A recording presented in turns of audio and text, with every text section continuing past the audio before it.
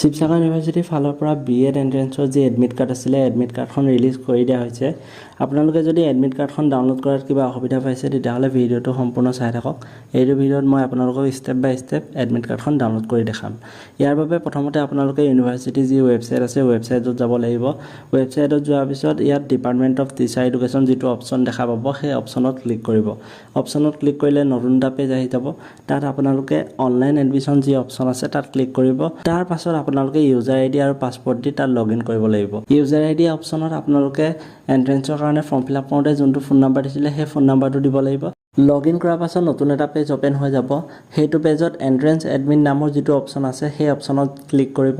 অপশ্যনত ক্লিক কৰাৰ পিছত আপোনাৰ যিটো এডমিট কাৰ্ড হয় সেই এডমিট কাৰ্ডখন তাত শ্ব' কৰিব আৰু তাত এটা অপশ্যন দেখিব প্ৰিণ্ট আৰু ডাউনলোড। যদি ডাউনলোড অপশ্যন নাথাকে তেতিয়াহ'লে আপুনি প্ৰিণ্টতে ক্লিক কৰি পিনি সেই এডমিট কাৰ্ডখন আপোনাৰ ফোনত ডাউনলোড কৰি ল'ব পাৰিব।